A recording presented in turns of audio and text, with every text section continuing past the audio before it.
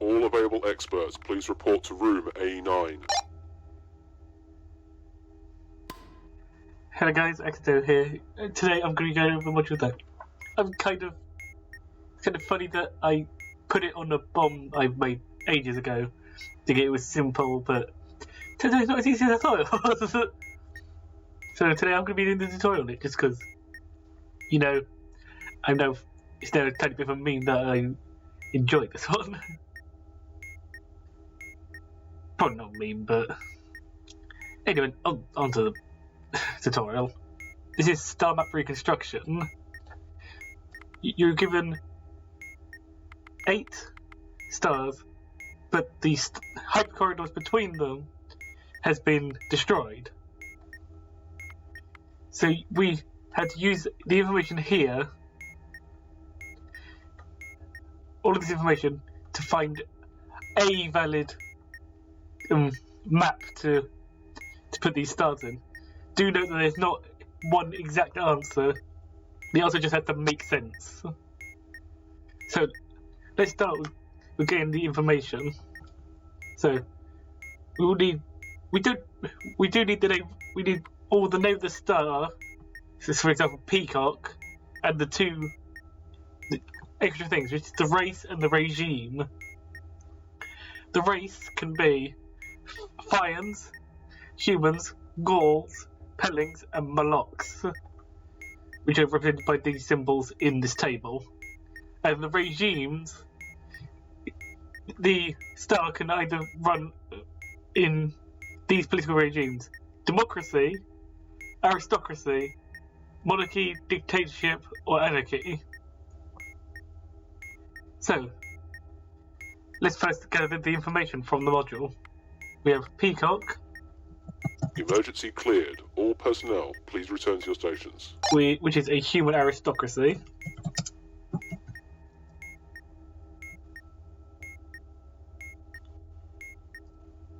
We have Castor, which is a human dictatorship.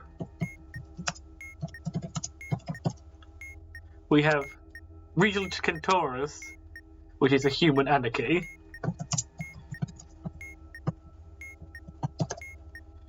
We have Capella, which is humans aristocracy.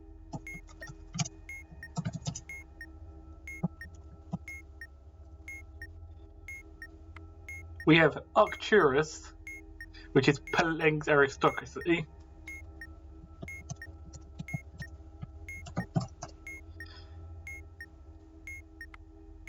We have Sirius, which is Pelling's dictatorship.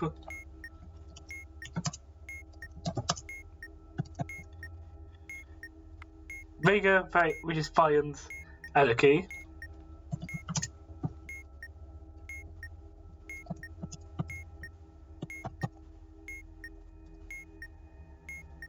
And finally, Procyon, which is Fian's aristocracy.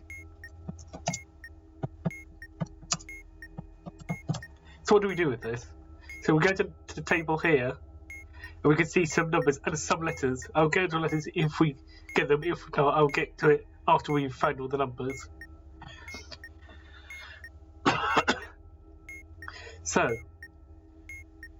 we have to find the count of hypercorridors using this table, but we find the intersection between the race and the regime. So let's do that right now. The first one is humans, which is this blue one. Aristocracy, which is the people. We can note down that this becomes 2. Next one is humans, so stay the same. Dictatorship, which is the hand. This is also 2. Next up, human anarchy. Anarchy is the letter A. This is a 1. Human aristocracy we've had before, so we know that's a 2.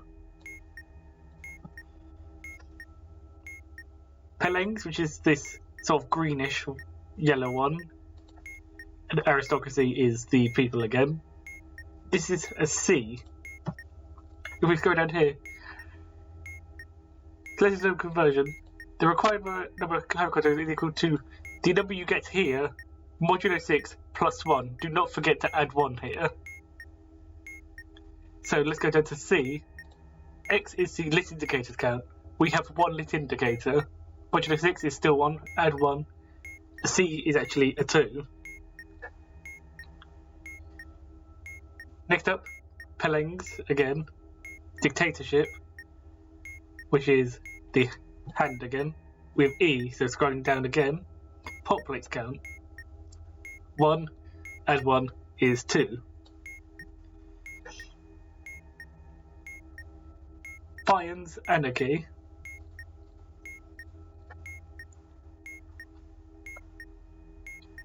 We have another 2. And finally, Fions Aristocracy. We have a 5.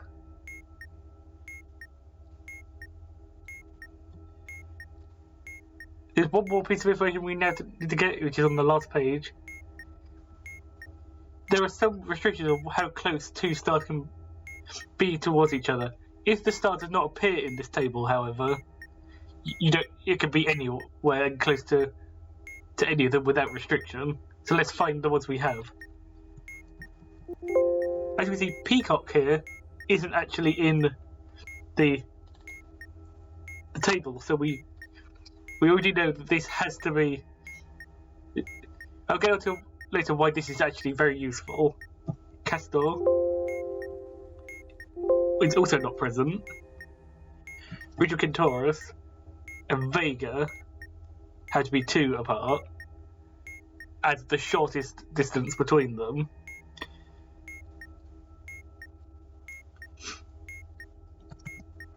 Capella and Sirius have to also be 2 apart from each other, as do Procyon and Arcturus. Normally there would be 4 here, but since we have 2 that aren't linked to each other, that is not in the table, so we don't have to highlight that. So now we have all the information we need to reconstruct the star map. This is the part that sort of trips people up. Is where do you start? Is why I got paint here. I normally do it on a whiteboard, but it's easier to show it on a tutorial like this.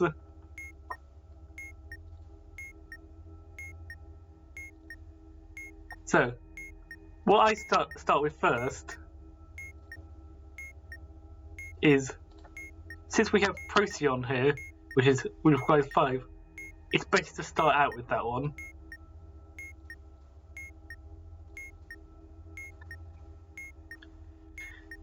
And this has 5 required hypercorridors. These hypercorridors had to be fulfilled to their standard. You can't go under or over. So, let's see. Arcturus can't attach to this one, so we can put Capella and Sirius both on this one to put them 2 apart.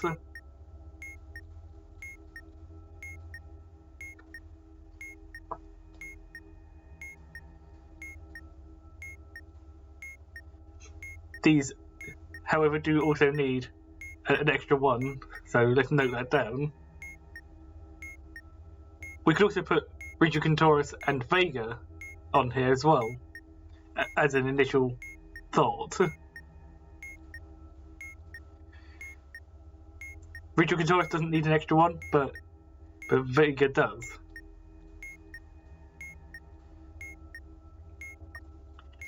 So now we've put 5 on here already. We still need Peacock, Castor, and Arcturus to still be on here. Arcturus had to be 2 away from Procyon, so as a hypothesis, let's just stick it on. Let's put one of our Castor or Peacock on here, and then attach Sirius. Is it Sirius? Arcturus, excuse me, to that one.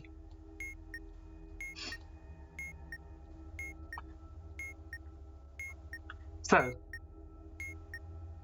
we have to make sure we don't break any of the rules we've already created here, and we only have 1 more we have to place. So, Vega and Taurus are already 2 apart, and we can connect these two without penalty because Arcturus is 2 away in either direction now.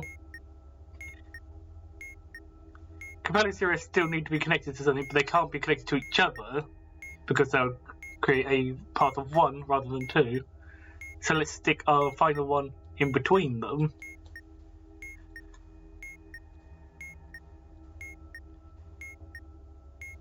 So we now have a hypothetical final map.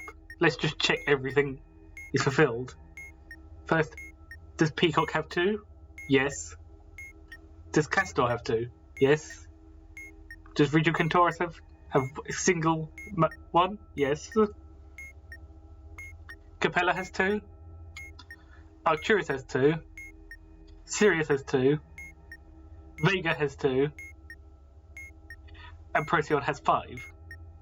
So we've got all the hypercorridors correct. Let's check the shortest path now. Castor and Peacock we don't have to worry about.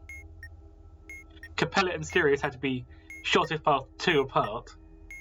1, 2, or 1, 2. This could be 1, 2, and 1, 2, 3. Since the shortest path is 2, we are fine with this. Procyon and Arcturus have to also be 2 apart. 1, 2, 1, 2.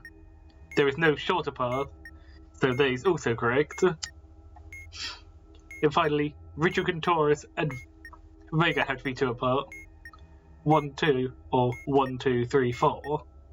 The shortest path is 2, so this is correct as well. So we have a valid star map. So how do we submit this? So, let's find...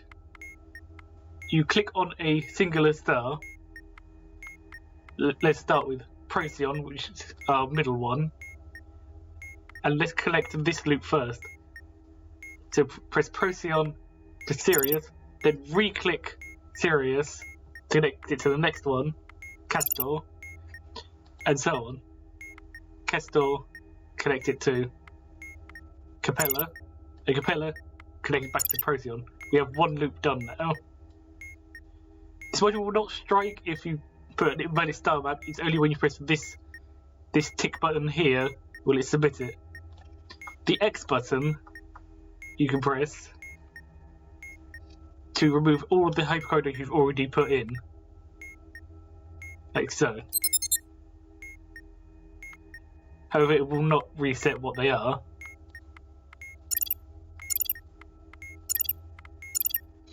So we have the first loop of Procyon, Sirius, Castor, Capella. Let's now connect the second loop we made. Procyon, Vega, Arcturus, Peacock, back to Procyon, and finally connect Recontaurus to Procyon as well. So now we've created our map that we created down here.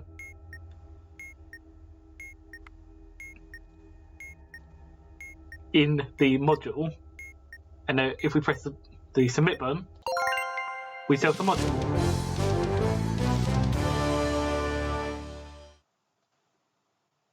I've only gone over one example here, but I'm going to quickly go over some extra things to note about this module.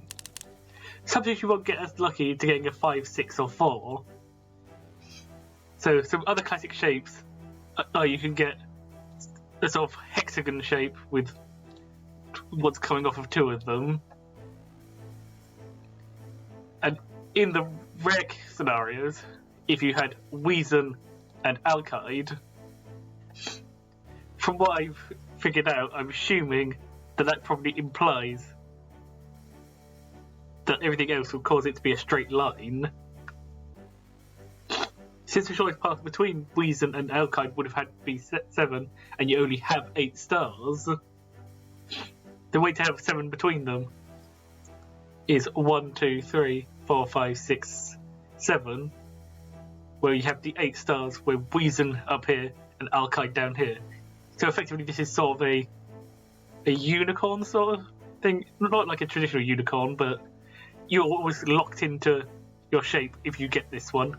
I haven't seen it, so I don't even know if it's an actual possibility. Similar to stuff like Murphactopper and Alioth, Catastralis, these I think do exist in the module, but are very, very rare to appear.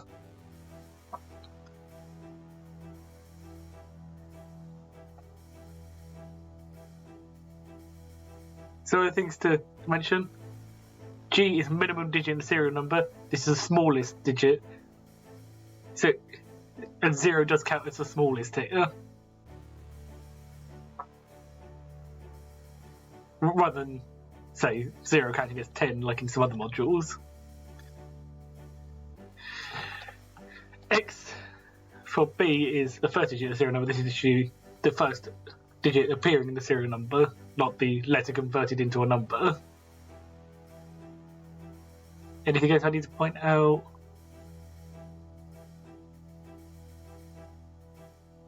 But basically just remember that the connections have to all be exact, not at least or at most. And the shortest path can have other paths, but they have to be longer than the shortest path. And the shortest path has to exist. But anyway, hopefully you understand slightly better how to do Starmap. It's sort of a trial and error module in the end, but hopefully you understand it better, and I'll see you guys in the next tutorial.